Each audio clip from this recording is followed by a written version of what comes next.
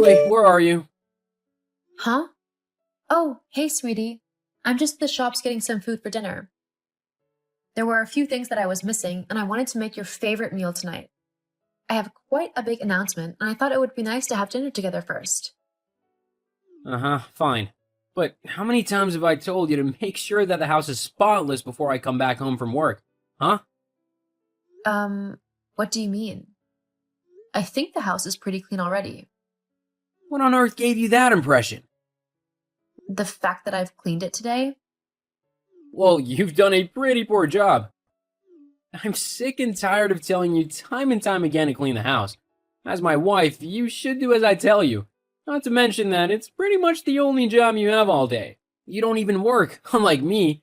Every day I have to go to work and spend hours at a job that I hate just so that I can earn the money to keep the both of us in a house. All I want is a clean place to come back to at the end of the day so that I don't have to do more work at home. Not to mention, why'd you leave so late to go and get whatever groceries you needed? It's already past 5. My dinner should be ready and waiting and hot on the table for me the moment I step through the front door. Just how useless can you be? I don't even know what you're so upset about. What isn't tidy?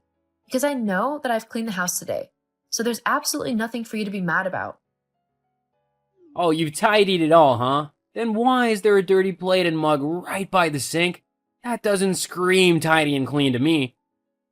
Oh my god. Is that seriously what you're complaining about? 2 items? And they're still right there, which proves that I'm right and you're wrong. You haven't cleaned today because if you had, they wouldn't be here. They have literally only just been used. I had a quick snack and a drink before going to the shop, and I just didn't have time to wash them up yet. I was going to do it when I got back. You're only saying that because you've been caught being a lazy slob. God, what kind of wife even are you if you can't even keep a house clean? If you actually stop being a drama queen for 1 second, you'd see that I've cleaned everything from top to bottom. I've also done all of the laundry, changed the sheets on our bed, and even managed to get those boxes of clothes to the charity so they could be sold there and stop cluttering up our house. So I think you'll find that I've done a lot today, even though I've not been feeling too great and have actually been sick a couple of times today. Hang on a minute. What do you mean you've taken those boxes away? Why would you do that? Huh? Because we've been talking about donating those clothes for quite a while now, but we've never actually gotten around to doing it. Even though we sorted out all of the things that we didn't want. I finally managed to get rid of them today. I had clothes in there that I still wanted. What? But you said that everything in those boxes was useless to you and that you didn't want them cluttering up your side of the wardrobe anymore. Yes, well, I changed my mind. There were some things that I wasn't sure about getting rid of. Well, I'm sorry, but the boxes are gone now. There's nothing I can do about it. Maybe we can just go and buy the things that you wanted to keep? Or you could go and get all the boxes back from the charity so that I can sort through them all. What? That's not really possible. I don't think you can just go and take your donation back off of a charity. Not to mention that I don't particularly want to do that. It would be super awkward, and I don't want to look like a mean person who can't even donate a few boxes of old clothes. I don't care what you want. I want my clothes back ASAP. So you better go and get them, okay? As my wife, you have to do as I tell you.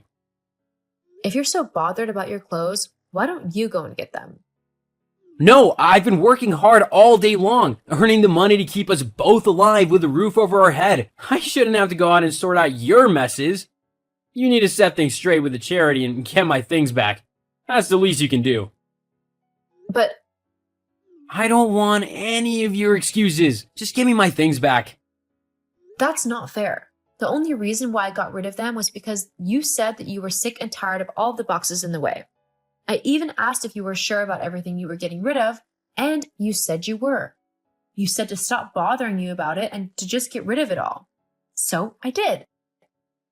Well, you should have double-checked with me. And just so you know, I am definitely not going to get the stuff. That's your job as the wife. Well, I just called them up and they apologized, but the clothes have already been shipped to a different store. We can't get them back. Ugh, you're so useless. Just get back home and make dinner already. I'm starving. Yes, I'll be there soon. I've also got something to tell you, and hopefully it'll help turn this evening around. I don't see how that could happen, but Whatever. Just hurry up. I'll see you soon. Oh, Millie, I heard the news. I can't wait to meet my grandchild. Susan? What did Paul tell you? Of course. Who else would? Oh. That's not a problem, is it? I mean, after all, Paul is my son, and he's going to be the father of the child. Yes, I know. We just agreed not to tell anyone yet, as it's still early days and anything could happen. It's not uncommon for women to have miscarriages early into their pregnancies. I just didn't want to get people's hopes up in case something happens. Oh, don't be stupid. The only reason you'd have a miscarriage is if you don't do what you're supposed to do for the baby. You need to listen to me now, as I know what I'm doing. I'll make sure you give birth to a healthy child. First of all, you need to cut out all alcohol, sushi, coffee, and anything else that's bad for the baby. Although I suppose the pregnancy does explain why you've been getting fatter recently. I'm glad this is the reason, to be honest. I had been considering telling you to go to the gym. I can't have a fat daughter-in-law making my son look bad, you know? Excuse me? Did you just say I was getting fat? Well, yes, but it's only the truth. You're going to get much fatter now that you're pregnant. You just got to make sure you lose it all once you actually give birth. That is so rude. Even if I wasn't pregnant, whether or not I gain weight isn't any of your business. If Paul had a problem with it, he would talk to me about it, but at the end of the day, my figure and physique is up to me. Oh, don't be so dramatic. Besides, you're not even getting fat. It's just the baby. That still doesn't excuse your behavior. Yes, whatever. Look, I've got to go, but I'll be around later and I'll give you some books and other things to help you out. It's fine, Susan. I've got plenty of books on the way that I've ordered. Those are all nonsense. My books are the real deal that will teach you how to raise a big and strong child. Not one of those namby-pamby kids who cry over nothing nowadays. Susan, that's just wrong in so many ways. Look, I've really got to go. We'll talk more later. Paul? What on earth was that last night? I can't actually believe you behaved like that. Millie? Jeez, what are you moaning about now? I mean, don't you ever do anything but complain? Paul, I really think you need to stop acting like such a spoiled man-child right now. What? You can't speak to me like that. Oh, I can't? Then how come you got to speak to me like I was nothing but a piece of dirt last night? I mean, what even was that? Calling me too fat to eat with you?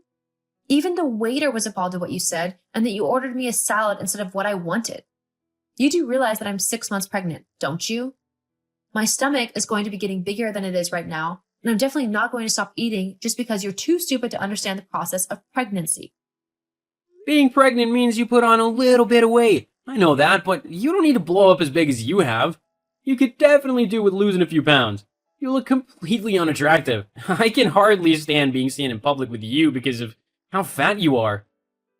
If you want to continue being with me, then you're gonna have to lose some weight. That's all I can say. Is that truly how you feel? You're actually giving me that ultimatum? Yup. I see. Very well then. You've just made my decision a whole lot easier. Huh? Decision? Yes. I've been thinking of it for a while now because your behavior is simply horrible. When we first got together, you were so sweet and kind and caring, but ever since we got married, you've turned into a vile, disrespectful, and vindictive man, and you're simply just not someone that I want to be with. And telling me that I'm getting too fat to be with you, simply because I'm pregnant, is honestly the last straw. If you're this kind of husband to me, I'd hate to see what kind of father you'd be like to my baby. So I'm leaving you. What? What are you saying? I'm saying that I want a divorce. What? No way, you can't do that. You're pregnant with my child, you can't leave. I won't let you. Well, considering I've already contacted some lawyers who have agreed to take on the divorce on my behalf, and I've already moved most of my stuff back home to my parents' house, there's nothing you can really do. You've what? Wait, Millie, we can sort this out. You don't need to be so dramatic. I'm sure we can come to a compromise. No, thank you.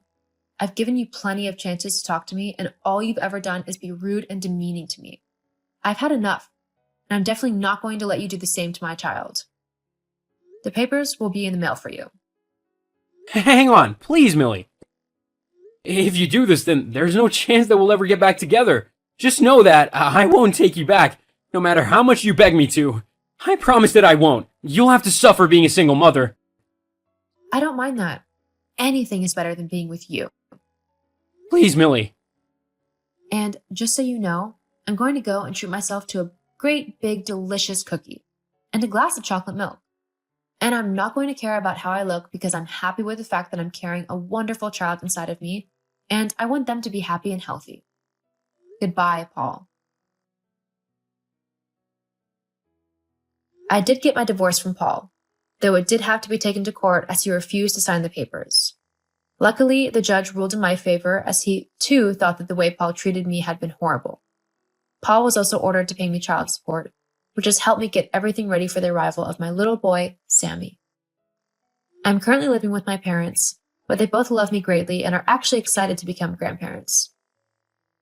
I've also managed to get a stay-at-home job, so I'm saving up for my own apartment. Things might be a bit scary at the minute, as I'm having to do a lot of this by myself, but I'm excited to start this next chapter of my life and look after my baby boy. The last I heard, Paul had to move back in with his mother, as the landlord kicked him out of the house for negligence as he hadn't bothered to clean anything after I left. He's currently staying at his mom's house, but things aren't great as both of them are too stubborn and lazy to actually do any housework. I just know that he has a long way to go before I let him try to be a father to my child.